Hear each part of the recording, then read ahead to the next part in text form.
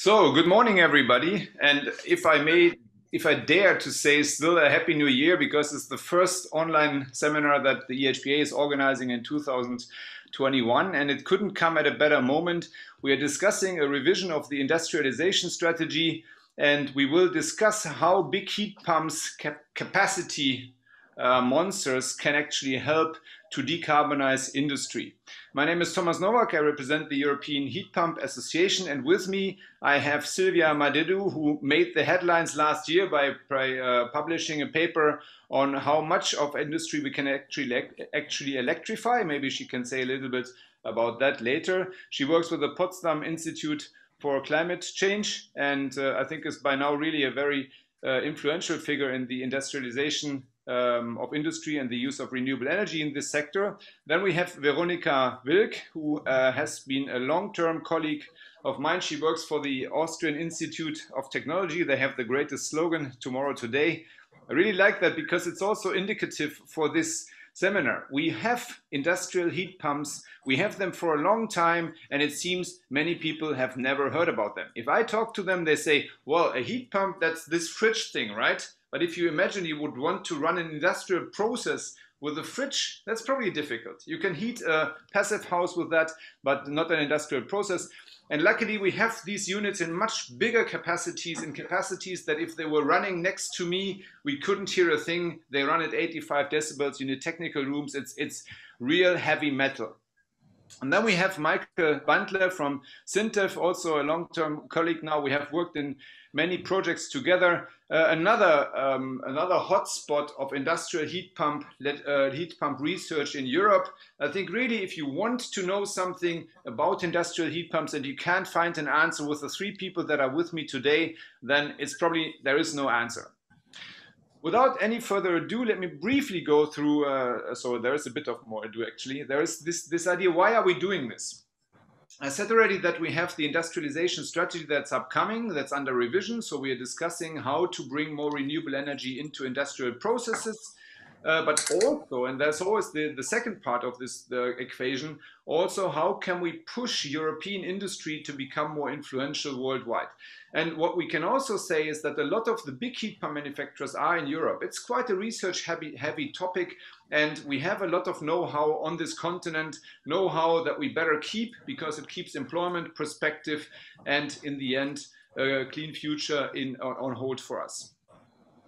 And then the question is quite typically, so how much of the energy that you can provide with heat pumps could be replaced? Or how much of the energy that the industry is using could be replaced when we talk about large heat pump deployment? And in the past, and you find that on our website, we have done a few booklets on this. We have shown examples of industrial processes where heat pumps are running. We will hear about drying today. We'll hear about some other processes. A lot of district heating is upcoming. And we have concluded that from the around 2,000 terawatt hours that Europe's industry is using in terms of electricity today, about 10% can be replaced. You may say, oh, 10% only, but 10% is 200 terawatt hours, which is quite a bit if you consider that the whole European green electricity provision today is about 1,000 terawatt hours. Okay, so I leave it here. That's the context in which we are operating. We will go through three presentations. We will start with Silvia. We will go on to Veronika, and then we will finish with Michael. And then we have a few questions prepared. But if you have questions, please use the chat box, and then we will bring them up for the speakers.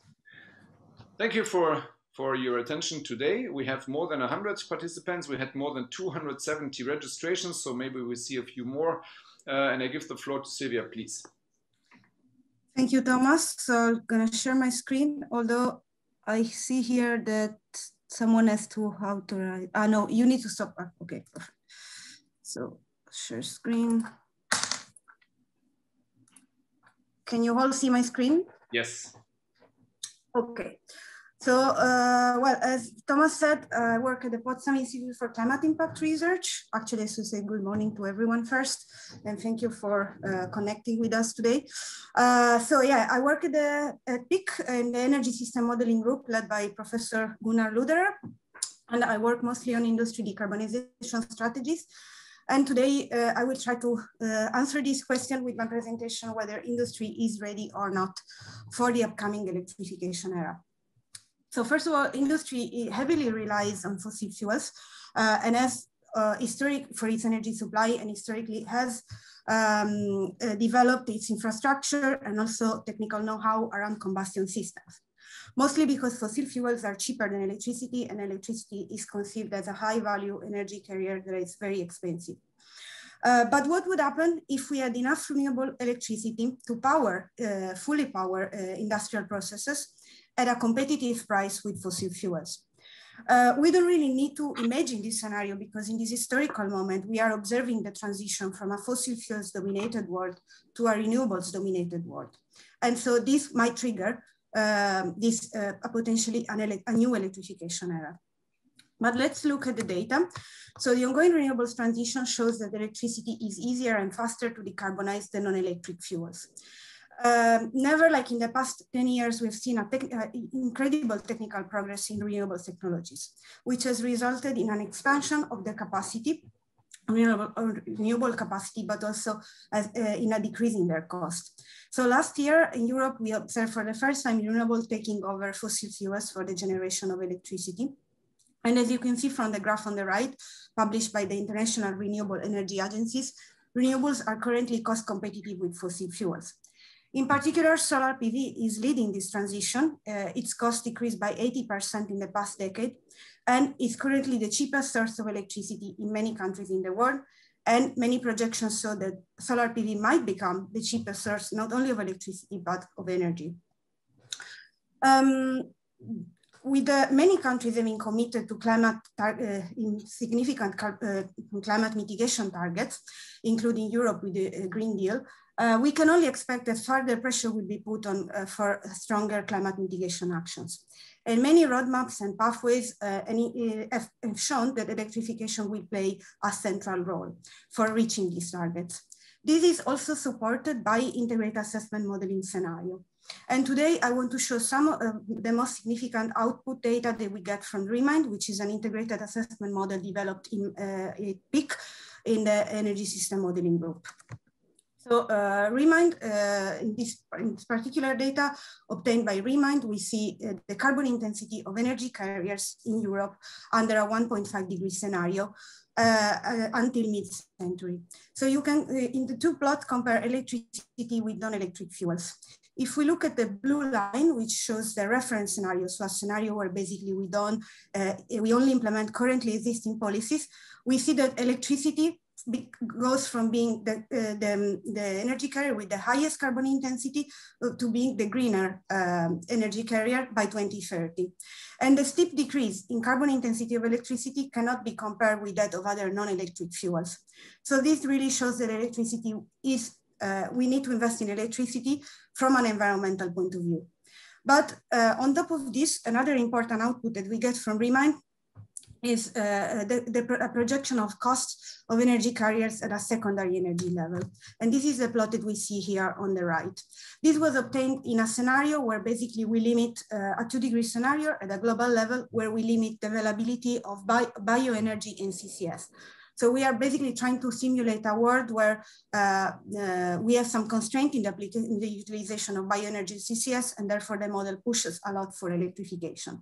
What is interesting to see in this plot is that electricity becomes the cheapest energy carrier by 2040 at a global level. And why is that? It's because solid gases and liquid fuels increase a lot in cost due to the application of carbon pricing. But this is very interesting because it shows us that in the moment that we have constraints on some alternative low carbon options, we might get into a world where electricity is not only convenient from an environmental point of view, but is convenient from even from an economic perspective. And of course, this affects how end-use sectors, including industry, relate to the energy market. So I'm not looking at the chat. Do I need to look at the chat? Let me know if there is some important message. Okay, so investments in carbon intensive technologies for industry will jeopardize the EU Green Deal. So we know that Europe has committed to this very ambitious climate target of climate neutrality by 2050.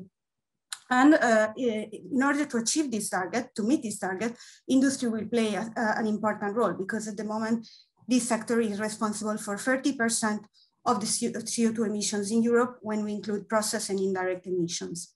So if we want to be carbon neutral by 2050, we have to be industry has to be carbon neutral. And what is important to say about industry is that the industrial infrastructure have very long lifetime, between 20 and 40 years. So this means that the investments that we make today or tomorrow will affect our possibility to meet the carbon neutrality by 2050. And it's important that we don't invest in carbon intensive technologies and we don't create carbon lock-ins in these sectors, because otherwise we will not be able to invert this trend. Having said so in our recently, so we look at the renewable transition requires an adequate technological transition in industry. So in our recently published paper, we look at what is the current situation on the energy use in industry. And we saw that at the moment, currently, only 19% of the useful energy demand of industry is supplied by electricity. This is shown in this plot on the left by the yellow shaded area. So all the gray shaded area represents non-electrified industry and represent a huge untapped potential for the electrification of this sector. We also looked at what available technologies we have, and we summarized the most important ones in this table on the right. So as you can see, we have plenty of technologies that can be used to electrify industry. This can cover a wide range of temperatures, and they are as efficient or even more efficient than combustion systems, and they are already technologically mature. So industry is already familiar with these technologies. We also found that most of these electric technologies are currently used for small volume production volumes.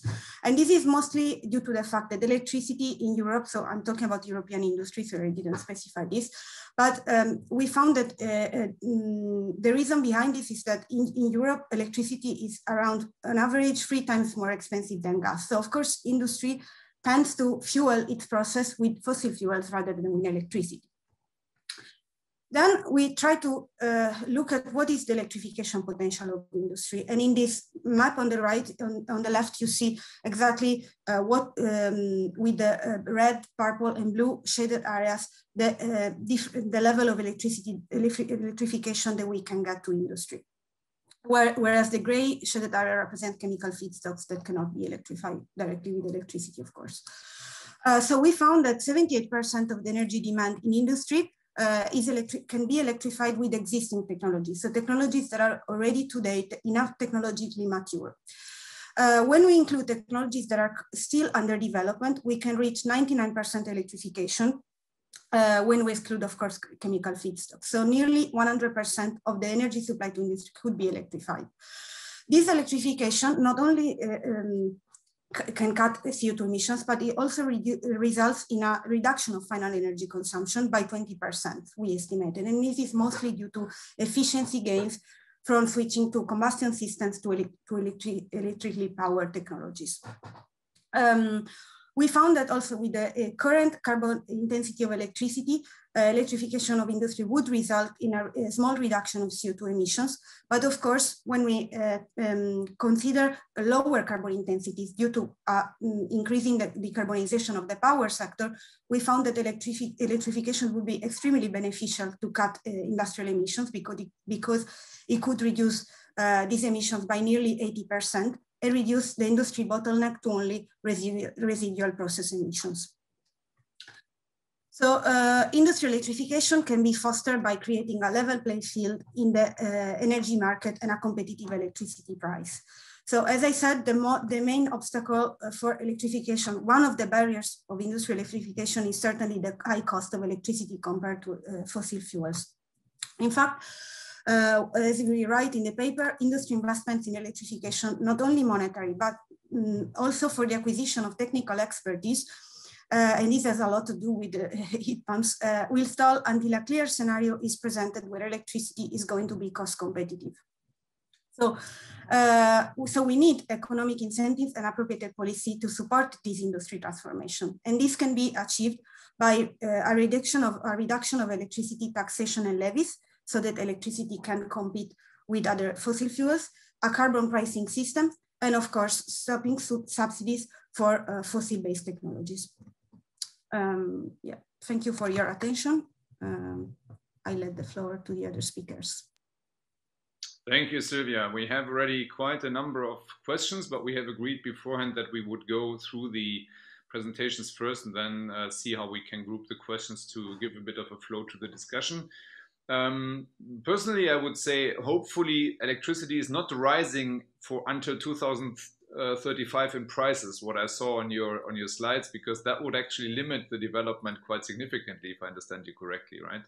Well, this is just, this is a scenario where the model wants to get to a 2-degree target by the end of the century. And what happens is that the model pushes a lot for electrification. And this means investing in these technologies to accelerate their development. And then you have the decrease in the cost because all these technologies become so convenient. So it's just an increase in investment, basically pushing a lot at the beginning of the century to reach that target by the end. So it's just an effect of investing a lot on electrification because you don't have other options. Well, I can say we are part of the Electrification Alliance, and we will be working on addressing also the regulatory framework that governs electricity prices quite a bit. But okay, could you please, Silvia, look at the questions there? The chat box is running very fast. We have a lot of experts, obviously, that have also their own opinion and check what are the ones that you think are most important from your perspective. And we would continue with Michael Bandler, who is talking about heat pumps in Norway, from Norway, and he has given the presentation the nice title, Heat Pumps Norway or Norway. Michael, please.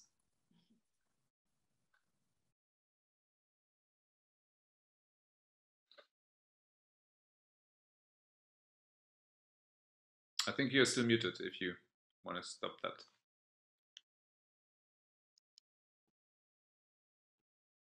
No, I cannot hear you. I see you speaking, yes. But no. Can you hear me now? Yes. Now you can hear me, right? Good. Yes, the title of the presentation, Thomas, was initiated by you when you put it so nicely, heat pumps, Norway or Norway. So I wanted to elaborate in a few slides what that actually can mean here. And first about me, my name is Michael Bantle. I'm originally from Germany, where I studied process technology.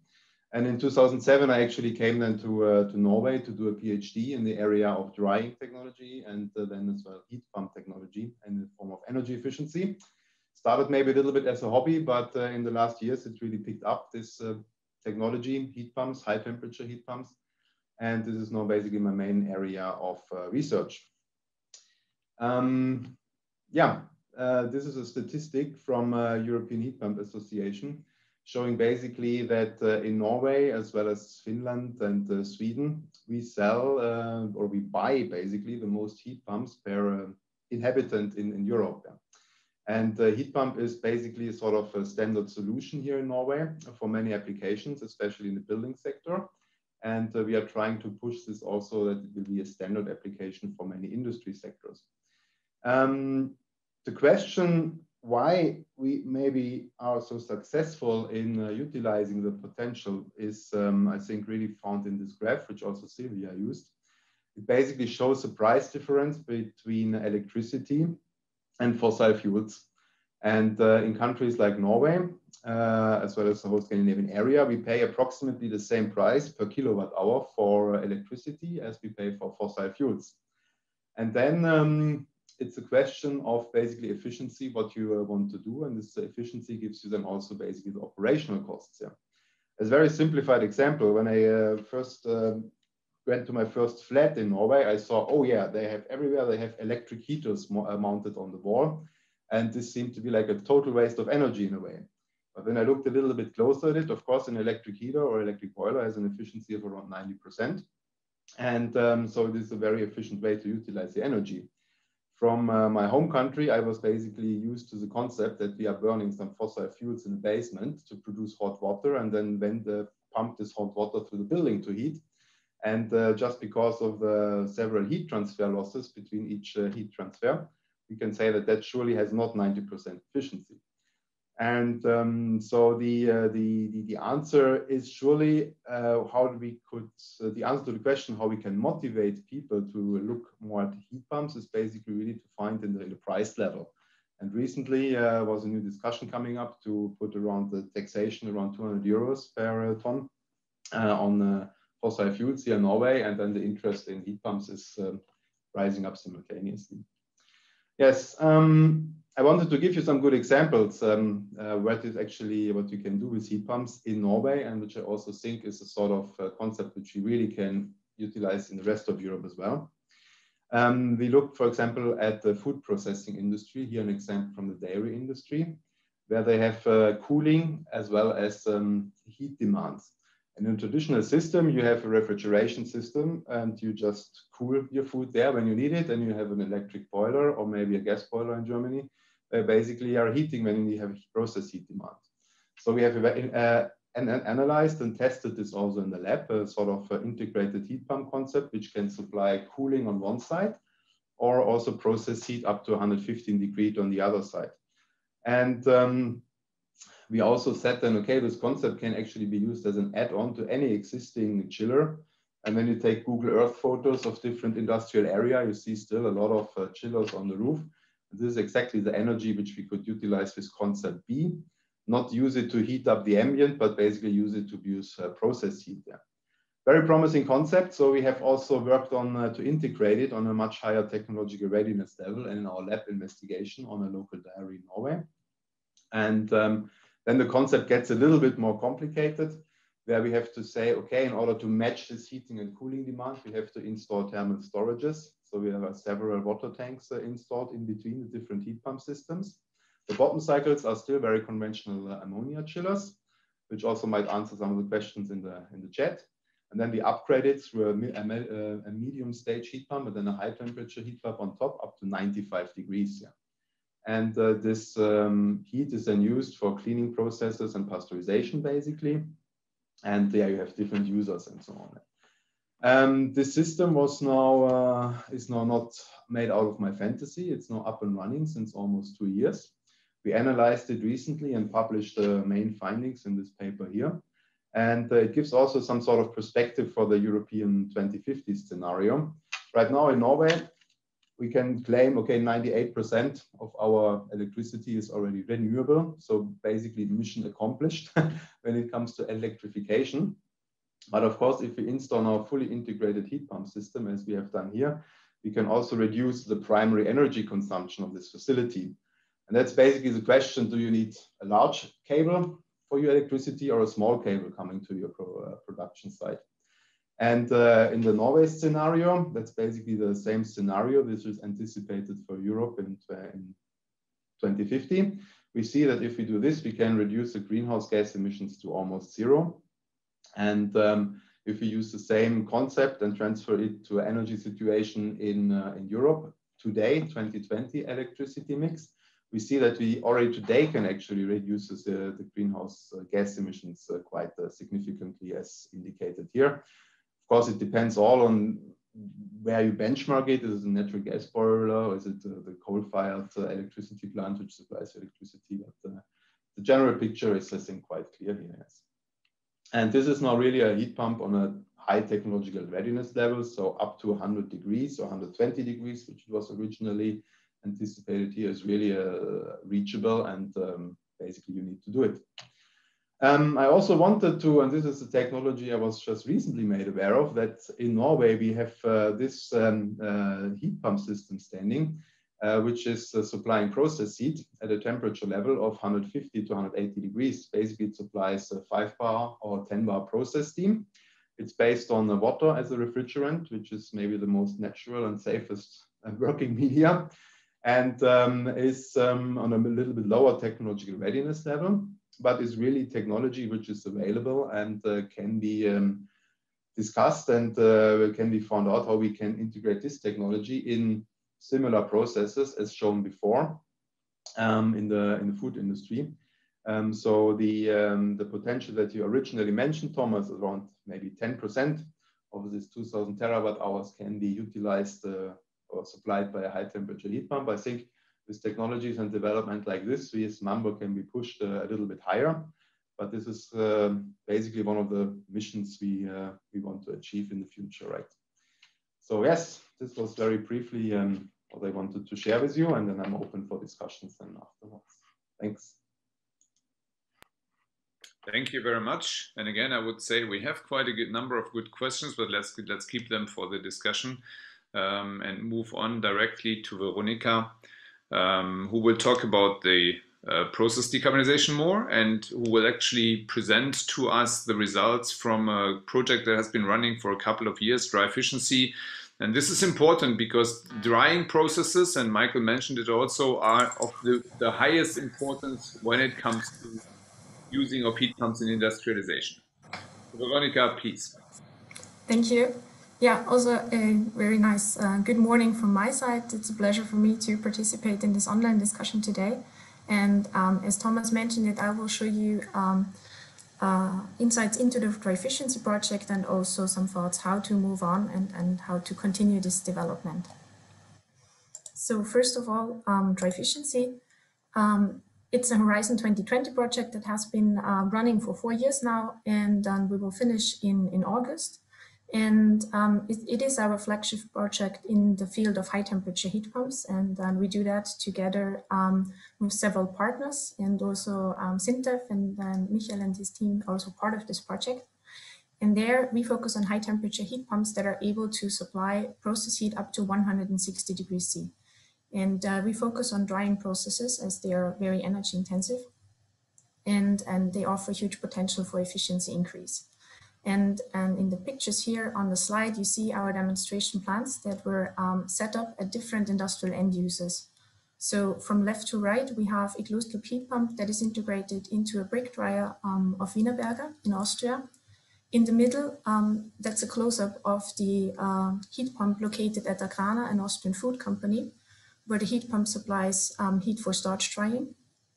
And on the right, we have an insight into the open loop drying process that is located in Norway, where a mechanical vapor recompression system is used to increase the efficiency of a steam drying process for waste treatment of scanship. And those are all demonstration plants. They have a heat capacity around 400 kilowatt. So those are not the really big machines yet that Thomas mentioned in the introduction, but they are the first step to investigate this technology in an industrial environment. And during our research projects, we have tackled several challenges and research questions, and this is why this is a research project. So very important questions concern the component design. So how to adapt compressors to the high operation temperature and how to make them suitable for this kind of applications.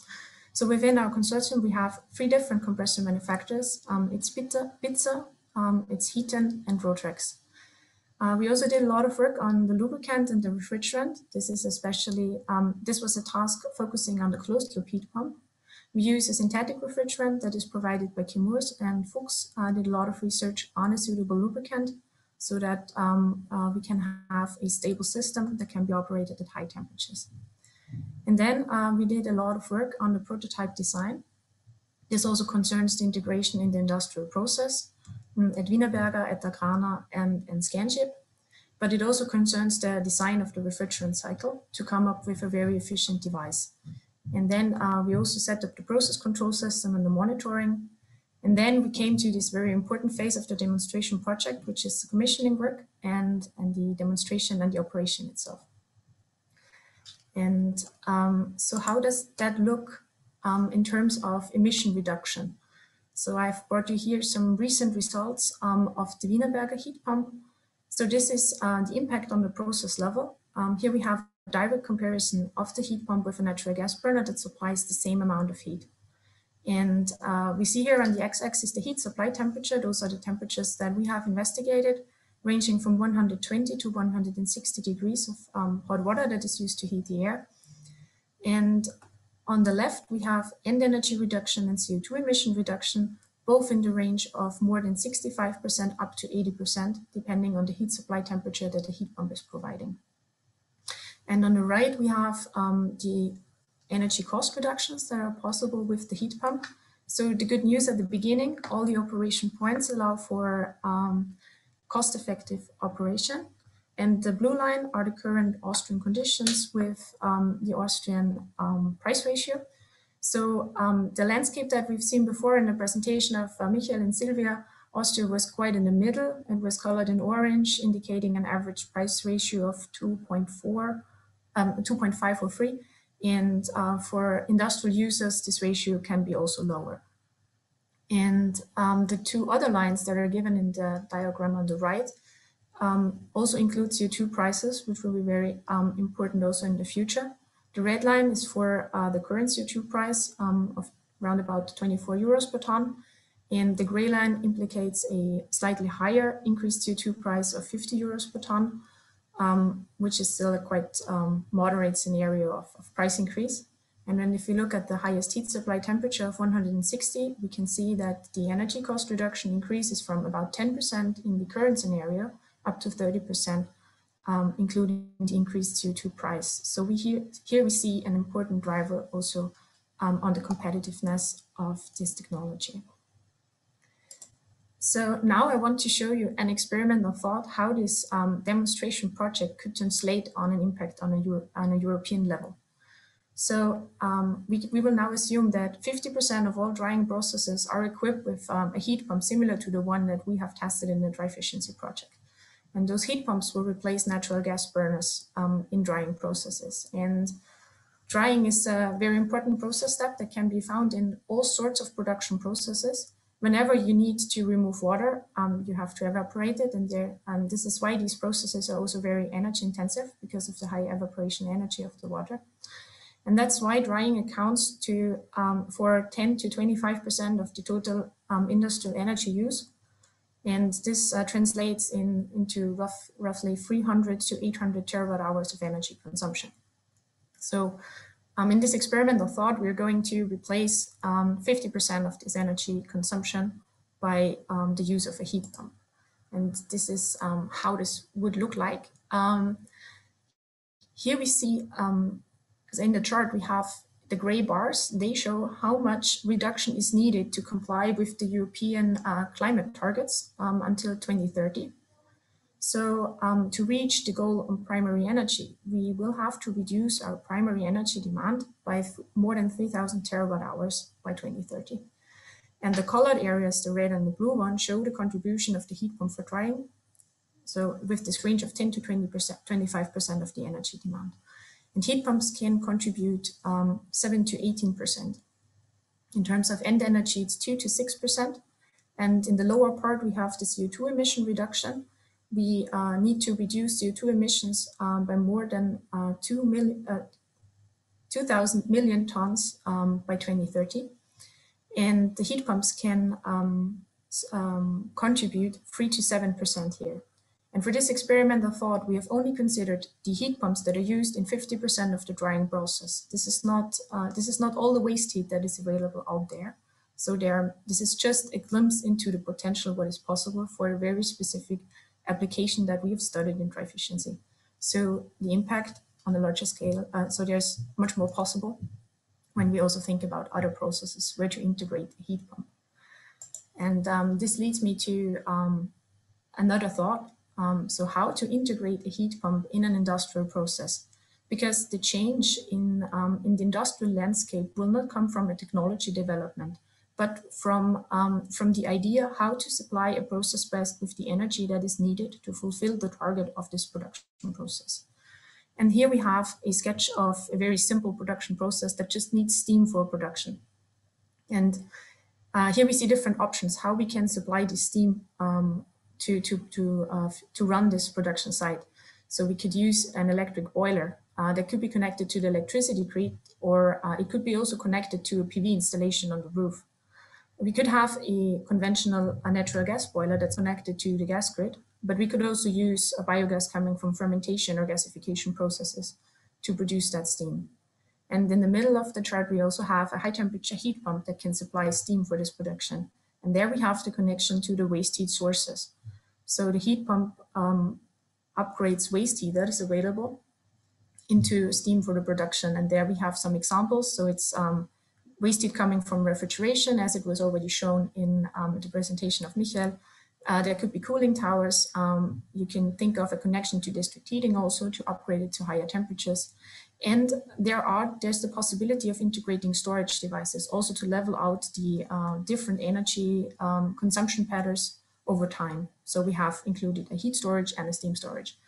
And although this is a very simple idea of a production site, there are so many options out there to use in the future. So this is why we also do a lot of research on AIT on how to optimize industrial processes and how to define these decarbonization pathways to come up with a good way to change the production to reach these decarbonization goals in the future. This is basically done with a huge set of equations based on mathematical programming. And with this approach, we can find the best spot to integrate the heat pump. We can also evaluate how this investment decisions will turn out in the future, to give an idea about the log-in effects that were also already mentioned. We can also use these results to think about design and operation optimization. So I think this is a very important aspect to consider, that the process itself, to change it to a decarbonized energy system for the future. And I want to end my presentation with this map that I've borrowed from Heat Roadmap Europe. This is an indication of the energy intensive industry sites in Europe that produce considerable amount of excess heat. So this is the potential out there for heat upgrade to integrate heat pumps to make processes more efficient.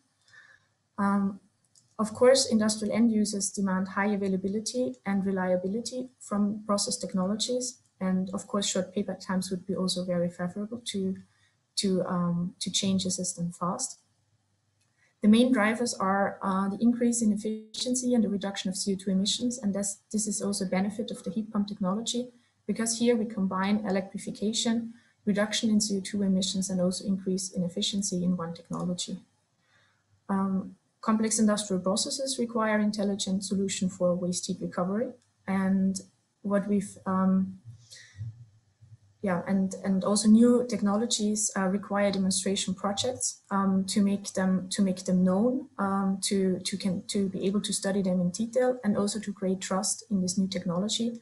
And it's also important to do that within industry in a relevant environment, really to take the ideas from the lab into reality.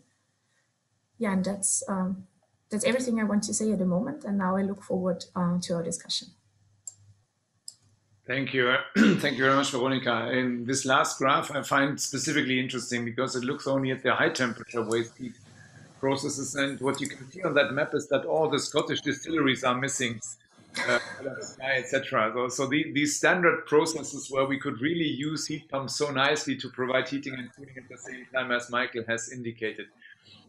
We have a number of questions here in our chat box. We also had a few questions that we thought we wanted to ask you, but we'll go through the questions first. And I would like to group them on a technical level. So there are questions with regards to which refrigerants are you using. I think that is important to make that crystal clear. Maybe both Veronica and Michael, you can answer that. Yes, I think for SINTEF in Norway, we somehow would like to firstly use sort of natural refrigerants like ammonia, and my personal favorite is water for heat pump application above 150 degrees and so on. I think that is an ideal refrigerant. Yes. However, water has also some certain limitations. So as long as the F-gas regulation is not violated by that, we think the choice of refrigerant can be also HFOs and so on. So that's really a little bit case specific to design. So, but yeah, personal favorite water. I just open the tap and can fill my heat pump with it. So that's nice to do. Thanks. And Veronica, what's your position on that? Yeah, so we look into all the options that are available. So for the dry efficiency project, we have used Option MZ. So this is R1336 MZZZ. Because this was one of the first high temperature refrigerant that was available. So we were also the first that tested it in the lab, and it was very interesting to see how it performs in a bigger installation. But we also do research on natural refrigerants. So we used butane in a high temperature heat pump, and also, of course, water is a very interesting option. I think the selection of the refrigerant really depends on the field of application, and the more options that we have available, the more we can tailor the heat pump to the need of the application. Yeah, thank you. And then a second question, which I find quite related to that. I'm often hearing that we may actually go higher when it comes to temperatures, but the lubrication is not ready for that. I have heard one expert that said we could go to 350 degrees, but then we really have a problem in making the process so tight, and we don't have lubricants yet that could help us there. Where do you see the limit, the technical limit at the moment when it comes to temperatures? And I saw a second question that said, what are the typical technical parameters of heat pump processes? Is there also a limit on the lower end? Could you elaborate on that, please? Okay.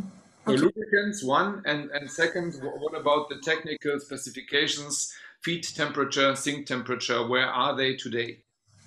Okay, so I will start with the lubrication question. So within the dry efficiency project, we really spent some time on finding the right pair of lubricant and refrigerant, because these substances tend to get very active with increasing temperature, and also to make sure that we have a stable system that is not degrading over time. So this is when you think about pushing the temperature. But when you just take the compressor itself as a technical component, you can find compressors for all sorts of media, for all sorts of temperatures in all kinds of applications. So if you think about heavy industry or the oil and gas industry, there are specialized solutions available out there for all kind of nasty media that we would not even think of in a heat pump. And although these solutions are available, they are not very cost effective as we are looking in this heat supply technology. So I'm not sure that there are strict technical limits that cannot be solved when we reach higher temperatures, but the solution might come at high costs, and then you would have to think about if it's really the right solution to apply for that temperature. It's also, when you think about that very high temperature range, and this is of course interesting, but a heat pump always connects a sink and a source. So you would either have a heat pump with a very high lift when you start at moderate temperatures, for example, at 70 or 90 degrees C for the heat source that we have in the dry efficiency project. And if you go up to 300 degrees, so you would have a very high lift, or you would need a pump that operates at higher temperature levels completely. So lifting from 300 to 350, which gives us a very different technical solution for that problem. Okay. Yeah. Michael, do you have any additions to this? Yeah, I think Veronica is quite right. First of all, the lubrication is really limiting some of the current technologies. So one of the challenges is, of course, to find basically lubrication-free compression technologies, for example, like turbo compressors. But also basically the function of the lubrication is, could maybe also be done by a two-phase compression system, where basically, for example, in a steam system, you inject water, which has a sort of lubrication function on the critical components. So it goes in the direction of two-phase compressors. There are definitely some developments required in order to push the limit of currently, let's say, 120 degrees up to 200. The lubrication, how to do that, as well as how to seal the different compression parts and so on, this is always a question that comes up there. The 350 degree heat pump, that will strongly depend what is your waste heat, right? So I'm quite often, we can push it to 200 to 250. But when we talk about high temperature heat pump, the first questions, in my opinion, should always be, where is actually the waste heat at what temperature levels? And if they are quite often at around 30, 40 degrees, so in a better case, maybe around 80 to 100 degrees in the off-gas, for example, then you say, okay, this is basically where you start, and then some thermodynamic limitations, how high you can lift and still have an acceptable COP at certain costs as well. So I think theoretically possible to build really high temperature heat pumps, also look at the concept for 450 degrees, but it really, really depends on the waste heat available. And if that isn't in place, then it makes no sense to develop the technology or to integrate. Thank you. I wanted to make that clear because my next question would then go to Silvia. It's also part of the discussion here from a cost perspective. But I think there's two parts. Your model, Silvia, says I saw in your in the first graph that you showed that you're considering heat pumps with temperature levels up to 400 degrees. Of course, it was shaded out blue. So yes, we understand the application area and the readiness level is probably not at a point where we can deploy them immediately. But how would your model change, or would your model change at all, if the technical boundaries of heat pump deployment would change? First of all, this study that we did on electrification of industry is a bottom-up study. So it's entirely up to us and our basically technical knowledge to estimate the electrification potential, right? And then we put this data into the model. And we basically, the model knows only if we can electrify high temperature heat or not. So the model really gets instructions from us when it comes to electrifying industry at certain temperatures or not.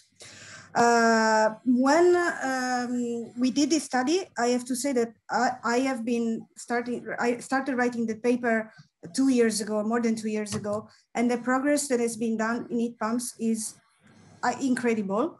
Because I was just checking, for example, in these days, steam production with heat pumps.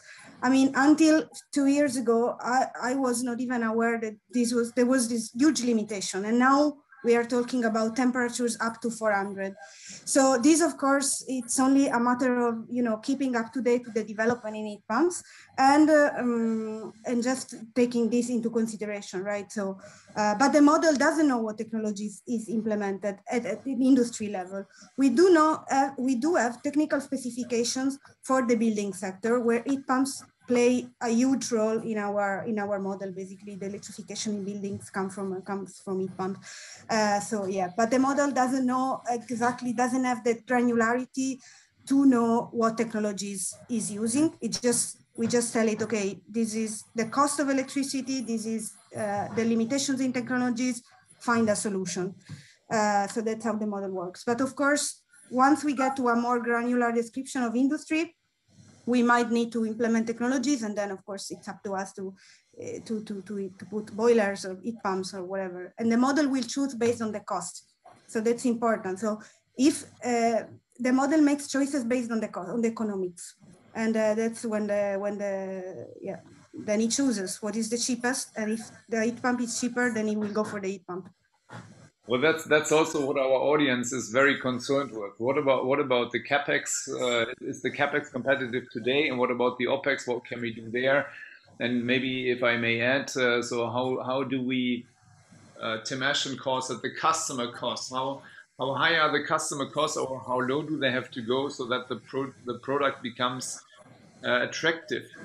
And that I would ask that open to all of you. Is the cost the main limiting factor? In my experience, oh no, Silvia, please. Please go ahead, sorry. In my experience, cost is, or savings is maybe the main driver to install a heat pump or to not install a heat pump.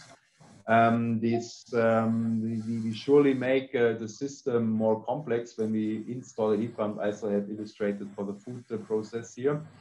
So we had also to install thermal storages and so on. But the main driver here was really that we also were able to maybe not have a payback time after 1 or 2 years, but at a certain time in the future, there will be a positive return of investment. And we are saving money by every hour we are operating the heat pumps, right? And this is then, so we have here acceptable costs. Yeah. The heat pump itself is one investment, but also the integration costs must be considered, right? If you look at the statistics, you can find heat pumps in the area of 500 to 1,000 euro per kilowatt installed, but they don't really say how much costs you have to install it on site. Yeah, it could be marginal if it's a really, really easy integration, but it can be much more complex and expensive if it's a more complicated integration. But this is really where it then becomes very case specific. Yeah, but we see that the higher costs for a heat pump compared to an electric boiler is now really in the phase where it is actually paying back by the cheaper operational costs, I would say. Yeah. Silvia, Veronica? Yeah, so as Michael mentioned, it's not only the heat pump cost, but also the installation cost. But there are, what we see in the discussion with different representatives from industry is that greening their process and the carbon footprint gets more and more attention. So if there are programs in place that demand a certain sustainability goal for the future, it's easier to justify an ROI of an investment which is not 2 years. This is of course also beneficial for the heat pumps. If you can do it in like 4 or 5 years, it's more likely that it will be done. And so there are already heat pumps operating in industry, and then they were decided to be built in situations where maybe the green image was not that important. In the invitation to this webinar, you also have the link to the brochure of EHBA with some examples for industrial heat pumps, and they were not only built for greening the process, but also because they're economic viable. So they're already good examples to follow. Can we give an indication on the average cost in Europe per kilowatt capacity? It's one question that we get here from the chat. Yeah, it would be nice if to have the final answer to that, right? Well, maybe we should ask Silvia. What's your model saying for that? It's an economic model in the end. So how cheap will do the heat pumps have to be so that they are chosen? Okay, so I am in the middle of, we are working on it, right? Because one of the problems that we actually underline in our paper is exactly this, that at the moment there are not, at least for industry, there are not cost calculations on electrification. So basically we don't have a roadmap that tell us how cheaper it is to install a heat pump versus something else, but we want to do it at sectoral level, right? So because each industry sector requires different electrification options. So we are working on it. I don't have figures yet, but I want to commit to have them by the end of this year, where we will basically be able to provide cost estimation of different electrification routes, since this will include, of course, heat pumps comparison versus electric boilers or other options, for example, syn fuels and so on. So I don't have yet the answer, but we are working on it. Let's stay on the syn fuels point just for a few seconds. There are a few questions on this. How did you use syn fuel or take them into consideration? And I dare to connect that to thermally driven heat pumps. What about thermally driven heat pumps? Are you only looking at electric heat pumps because that's the scope of the study, or have the thermally driven heat pumps not found enough attractiveness inside the model parameters? No, basically we looked only at electric powered heat pumps because we were just looking at electrification, direct electrification. So this is also the answer for the syn fuels problem, right? We are aware that syn fuels can be used to electrify industry or some processing industry, but this was not included in the study simply because we were looking at direct electrification. So syn fuels are normally considered indirect electrification options where you would convert electricity into hydrogen, and then, so that's why. But of course, we need syn fuels, and we need all types of technologies if we want to decarbonize industry. And in fact, syn fuels will play a super important role in some sectors like chemicals. Okay. Well, what we see is that there's also certain market readiness levels with the thermally driven heat pumps and the electric heat pumps, and we can say from our statistics that the majority of heat pumps deployed today are electric compression cycle of some sort. What is interesting, however, and that is something that I would like to spend a bit on considering more, is this whole process design question.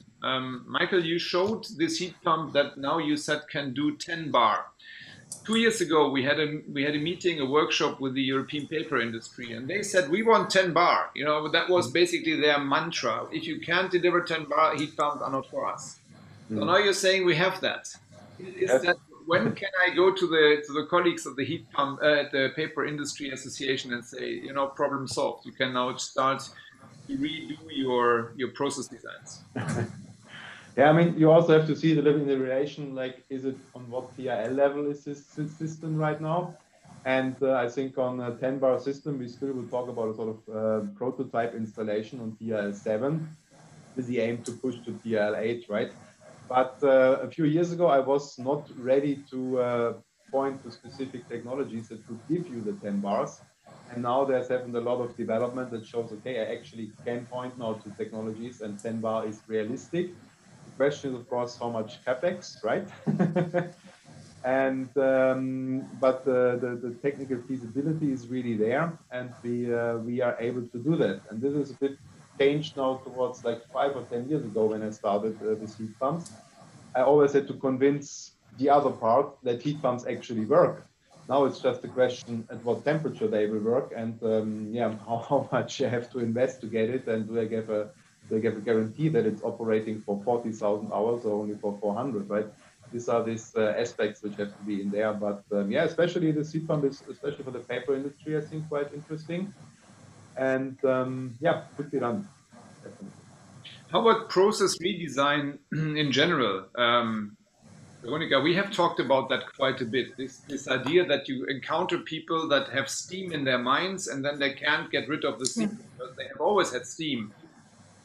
Can we convince them to consider a lower temperature level for a given process?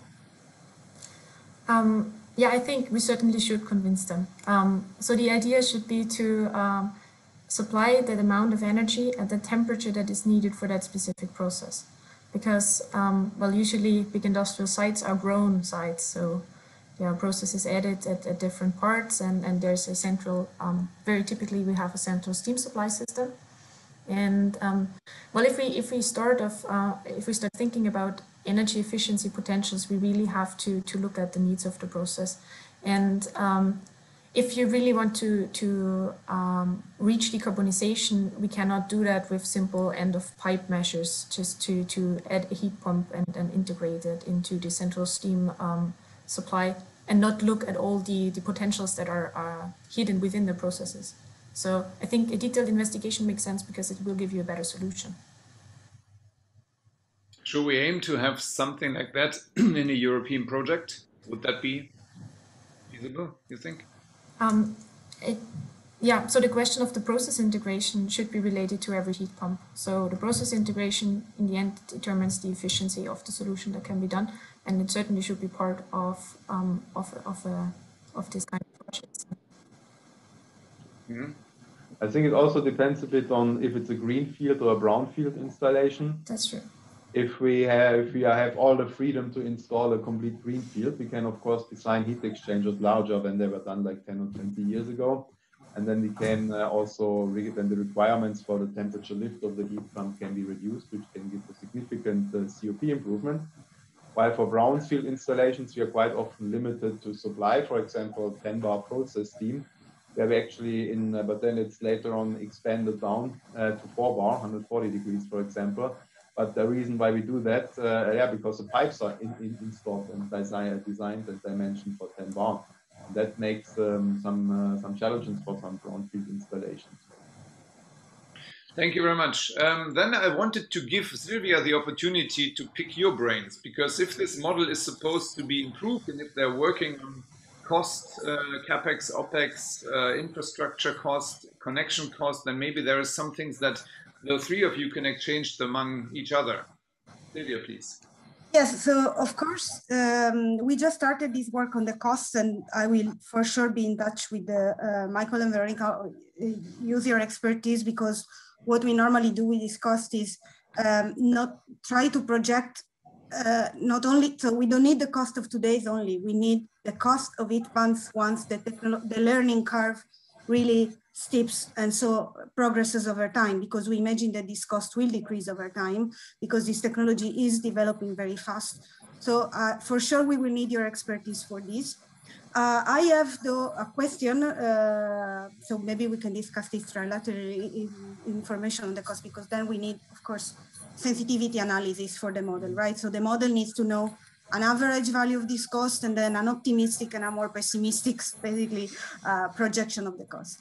But my question is this, so my understanding for industry is that industry sometimes lacks, it's so into the steam processing and so on, and it lacks the expertise how to install, for example, how to integrate an heat pump in their processes. And my understanding is that this is not only for problem for heat pumps. Sometimes my exchange with industry stakeholders show that industry stakeholders sometimes lack the perspective that, for example, over time, how the energy market would change.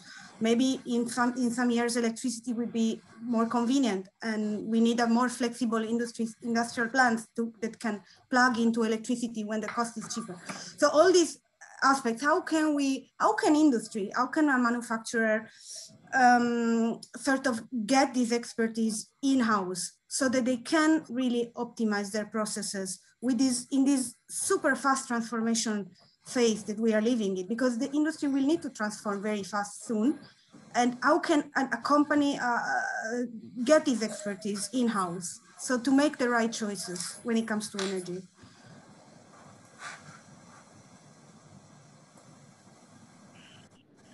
Any immediate answers? I think that's a very good question because it's also a very complicated topic in a way, and also includes a sort of prediction of the future, which always can change very fast anyway. But I think the main message of the industry is really getting out there that the future will be electrified, that there will be more electrical energy available, and that there are some initiatives to make taxation for CO2 emissions, right? And this is then just what kinds of scenario they are themselves calculating, if they are scared enough to basically change their main process and really invest in a future energy supply, right? But I think in all the new investments which are taken today by the industry, this is somehow to a certain extent already included. But yeah, it could be also made more detailed, this analysis, and more detailed studies always. But the general trend line is, I think, picked up by the industry, and they are following this, I would say. Could I add to this? Because what I find remarkable is that on the one hand, we have a group of technical experts that say, yes, the technology is here now. So we have overcome mainly the main technical obstacles. We know now which operation conditions we can put the heat pump in. We know how to redesign the process, but we have to convince the end user. So in industry, the heat pump, as one participant writes, is still a strange animal. On the other hand, I would conclude that also in policy, that's the case. We have the situation that if I talk to policymakers, they really don't understand that the technology is ready to decarbonize this. I mean, industry always sounds big and difficult and cumbersome, and you can't do it, and you need huge companies and profound knowledge. And now we have something here in our hands that is difficult to convey to the users and to the decision makers. That will result in a situation where the end user is not using it because they don't trust it. And most people I talk to, they say, well, Thomas, my process reliability is much more important than your 2% of energy costs or 7% CO2 emission savings, right? That's one point. The second thing is, if it is not understood with policymakers, and the policymakers will not change the regulation in a way that makes it more attractive for the end user to choose the technology. So I think we are really at the nucleus of the problem here.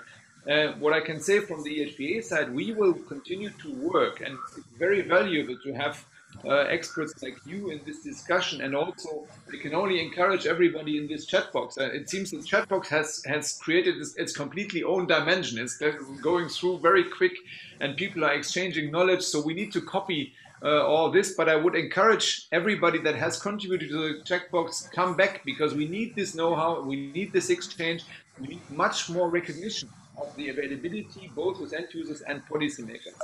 So if you would have to, if I would give you the opportunity to say, what do you need from policymakers? What would that be? What should I take home from here that I can bring into Brussels and the member states?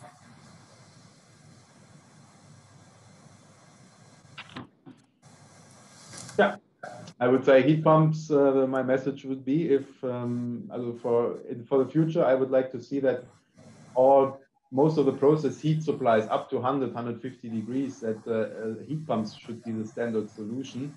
and not some sort of direct electric boiler, or maybe also not and especially not the fossil fuel burner.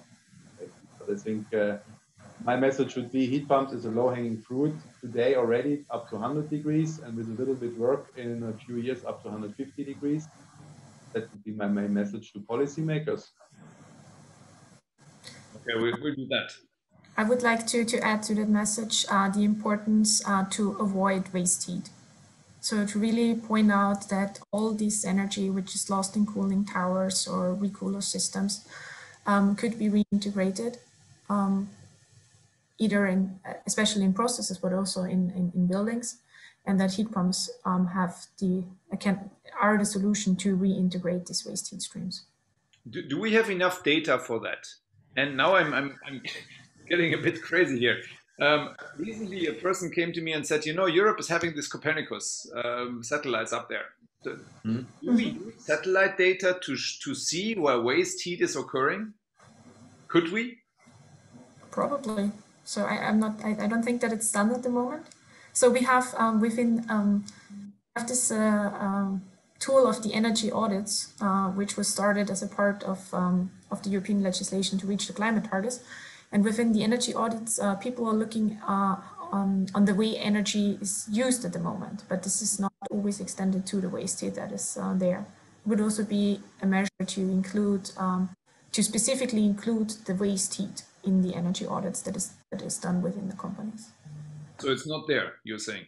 It's part of the improvement measures that are defined. So they do suggestions for improvement, but it's not, it could be included as a, as a study point in itself to really focus the attention there. That's an interesting. The amount of waste heat and also the temperature level is, in my opinion, in most industries not good enough documented. They know all about the heat demand, what temperatures, what time they need, how much. But when I ask them about the waste heat, we don't know really. So I really would like better studies to show, okay, this is actually the real waste heat that you have and what we could utilize here. And I'm lacking this data basically to analyze the potential. And to make it more complex, even if we think about the changes of the processes in the future, also the waste heat will change with the process. So this should also be taken into account. But actually, I like the satellite idea. So this might be a nice way to to get a global overview. Google Maps helps already a lot, right? So. Yeah, but I don't think there's a thermal layer that you can put over Google Maps. That would be quite interesting. The geographical information system that had a thermal layer where you can say, okay, temperatures, and then you have all these red spots where you see that the air coolers are operating. Yeah, that could help to visualize it, definitely, yes. So we're coming to a close. I would like to give you the opportunity to choose between two things. You can either choose a new research project, or you can choose a regulation measure that you would want to see, or, and maybe that's more towards Silvia, but maybe by surprise somebody else will pick it too. You can select a new data set that magically appears. What would you want to make your life easier? So either you get a new project, or a new regulation, or a new data set.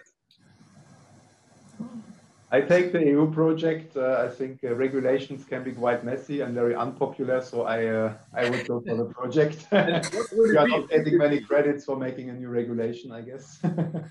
So what project do you need, Michael? What if you are to decide on the next call, what will be there? I think more development projects for higher temperature levels, and this would be the project. And any specific industry?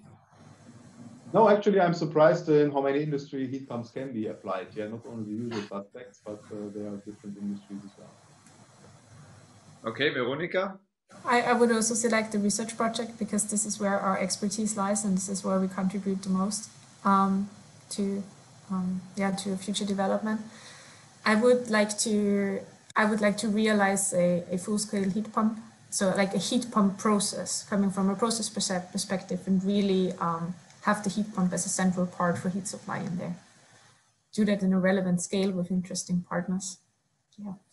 So design a process around the heat pump, and then we can go to Silvia, who designs the whole industry system around the heat pumps. Yeah, well, what would you want? So if I have to choose, selfishly, I would choose a data set on costs, because then I could supply all of you with a nice map curve for industry where you can see exactly what decarbonized at what cost. But no, if I'm not selfish, I would say a policy. And my suggestion for policymakers would be stop thinking that gas is a green option, because gas is not a green option. If you want to be carbon neutral by 2050, gas is not the way. And luckily we have alternatives. I think these are exactly. a very good closing sentence from our perspective. And if we ever need to use gas, then it still has to be in the most efficient way. Exactly. Only, right? And that's when the incentives come into play. Thank you very much. Silvia Madeddu from the Potsdam Institute for Climate Impact Research. I'm sorry I said that wrong in the beginning, but I'm correcting it now. No problem. Michael Bandler from SINTEF, the Norwegian Energy Research Institute, and Veronica Wilk from AIT. It was a pleasure to talk to you. I hope we can continue this debate, and I'm quite sure that we have enough reasons to come together again in the future, because progress is quite fast. Have a great morning, and thank you to the audience for attending today. Come back in the future. We have a number of webinars set up for you. And if you're in large heat pump research yourself, please contact me. We have a large heat pump working group. There is still not enough networking platforms, I think, for this important part of research and of industrial development. So let's join forces and move the technology faster forward. Tomorrow, today. Have a good day. Bye-bye. Thank you. Thank you. Goodbye. Bye.